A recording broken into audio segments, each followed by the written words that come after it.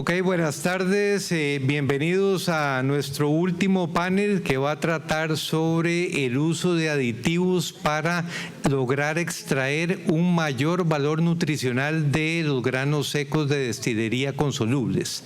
Para eso nos acompañan estos tres personajes que ven ustedes aquí en las sillas que tenemos acá arriba. Vamos a empezar primero con el doctor Urriola, el cual ya fue presentado, entonces no voy a introducirlo nuevamente para arrancar con este tema. Gracias, doctor.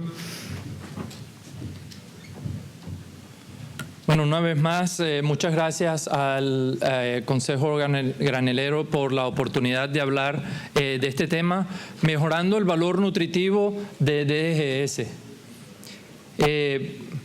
Yo trabajo para la Universidad de Minnesota y este trabajo que estoy presentando, o esto que presentamos, en realidad un trabajo de colaboración de muchos de mis colegas en la Universidad de Minnesota, entre ellos el doctor Jerry Schurzon, con el que yo he trabajado alrededor de muchos años. Y gran parte de lo que nosotros queremos hacer es cómo podemos hacer para producir más con menos. Y cuando tratamos de decidir si vamos a producir más, cómo extraemos mayor valor nutricional de cualquier ingrediente, una cosa que siempre hay que tener en mente es qué tipo de sistema estamos utilizando para evaluar el valor nutricional de las materias primas. Porque eso depende de mucho de cómo hacemos los experimentos, de cómo interpretamos la información. Simplemente acá a la izquierda les dejo, por ejemplo, ahí a quienes pueden simplemente monitorear la concentración de los diferentes nutrientes en las dietas. Pero otros sistemas parten la energía en energía metabolizable, en energía neta. Y habrán quienes utilicen sistema de energía neta, otros que utilicen sistema de energía metabolizable. Temprano hubo una pregunta acerca de los NIRS. Habrán empresas que utilizan NIRS para monitorear la composición de esos ingredientes de manera rutinaria. Y habrá empresas también que hagan un ajuste a los valores de digestibilidad de las materias primas basadas en información que se colecta de manera periódica, o hablamos de valores dinámicos que se van colectando de manera periódica. Un caso podría ser, por ejemplo, índice de ureasa en la soya o otros valores indicadores de la digestibilidad de nutrientes en el ingrediente. Y sé que ahora en Europa, por ejemplo, hay empresas buscando o trabajando en cinéticas de digestión. Y la razón por la que les presento esto es porque a medida que queremos mejorar la digestibilidad de los nutrientes y la utilización, el valor nutricional de los ingredientes, es importante conocer cuál es la porción del ingrediente que está mejorando la digestibilidad o el valor nutricional. Si son la parte de proteína, la parte de carbohidratos y la parte de lípidos, porque esto va a tener una repercusión en cómo vamos a interpretar los resultados. Y porque en realidad ahora empezamos a ver que también hay relación entre la digestibilidad, entre los nutrientes. Acá tengo el sistema o las mediciones de digestibilidad total aparente de NDF en diferentes fuentes de DDGS. Acá abajo vemos la concentración de fibra neutra detergente indigestible. Esto es muy utilizado en vacas lecheras o indigestible NDF o fibra detergente indigestible. Y aquí en las Yes tenemos la digestibilidad aparente total del extracto etéreo o de las grasas. Y vemos que hay una relación. A medida que el DDGS contiene mayor concentración de fibra indigestible, hay menor digestibilidad de la grasa.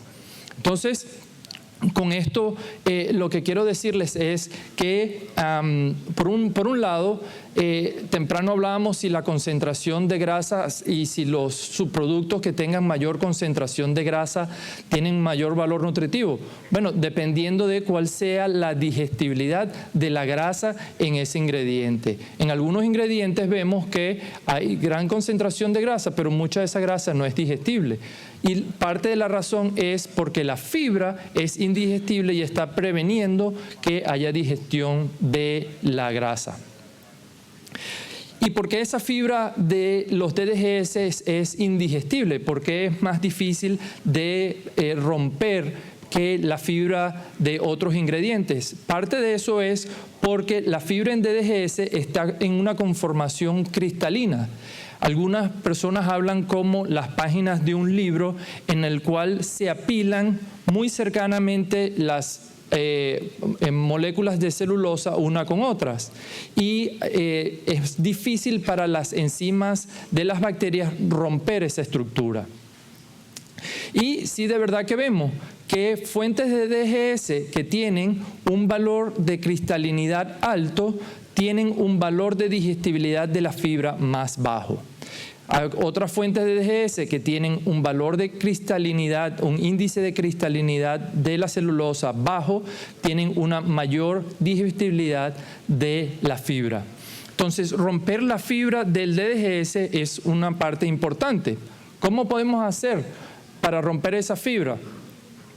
Bueno, esto sería un procedimiento Ammonia Fiber Expansion el sistema de expansión de fibra utiliza alta energía de alta temperatura, alta presión y un pH alto utilizado por la amonia. Y este sistema logra romper la fibra. Aquí vemos en esta línea gris que el DDGS que ha sido tratado con Ammonia Fiber Expansion tiene un índice de cristalinidad de 0. Y la digestibilidad de energía aumenta proporcionalmente o aumenta de manera significativa. Entonces, romper la fibra nos ayuda a obtener mayor cantidad de energía. Sin embargo, ese proceso de Ammonia Fiber Expansion es un proceso costoso que hoy en día no está disponible de manera rutinaria. Pero sí tenemos enzimas disponibles. Este trabajo lo hizo un muchacho postdoc que trabajó con nosotros en la Universidad de Minnesota, Yejol Yang, y Yejol hizo un metaanálisis de los suplementos, de las enzimas, de los trabajos que se han utilizado enzimas en cerdos.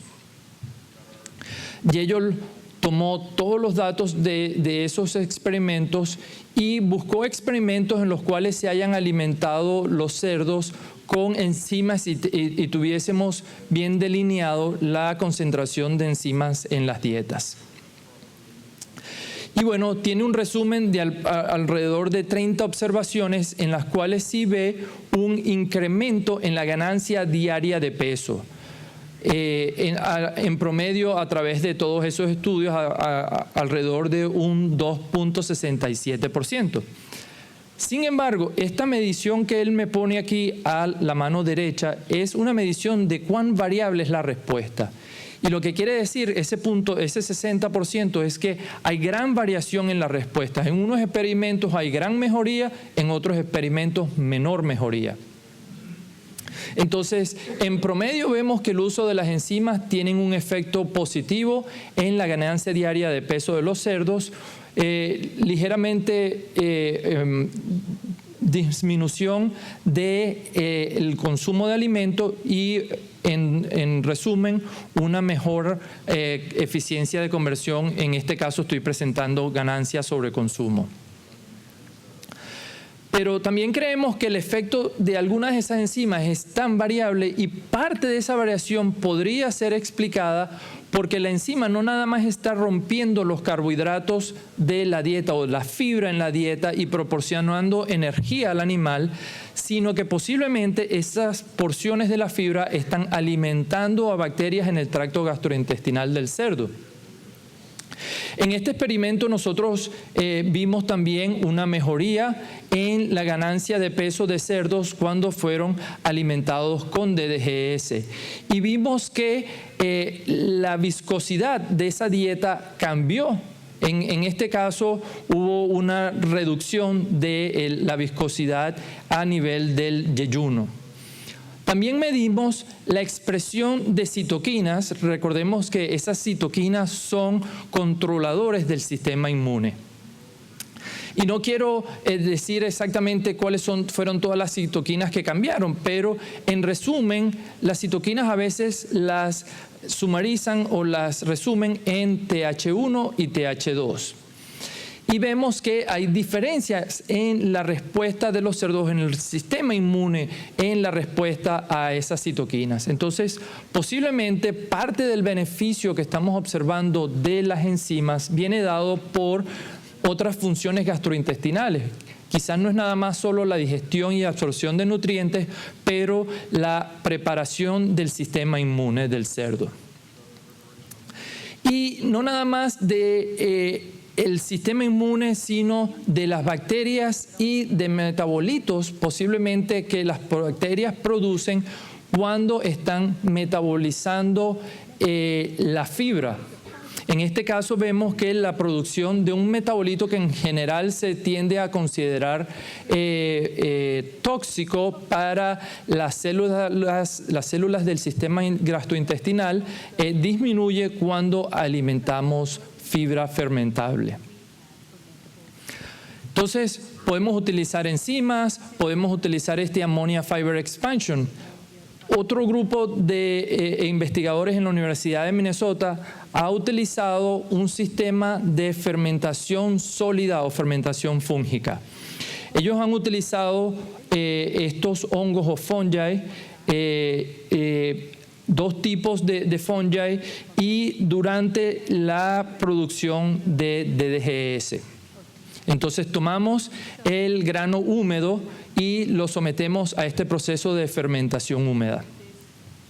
Y hemos visto que hay un beneficio en la concentración de aminoácidos, en la digestibilidad de los aminoácidos y una disminución de la concentración de fibra y micotoxinas, porque algunos de estos hongos, dependiendo de las condiciones en que ellos crezcan, pueden competir con las micotoxinas de otros hongos y romper esas micotoxinas. Entonces, lo que pareciera es que este sistema de fermentación sólida nos ayuda a disminuir la concentración de micotoxinas, la concentración de factores antinutricionales como fibra y fitatos, y además de eso, en el crecimiento del hongo se aumenta la concentración de aminoácidos y esos aminoácidos parecen tener alto valor nutricional.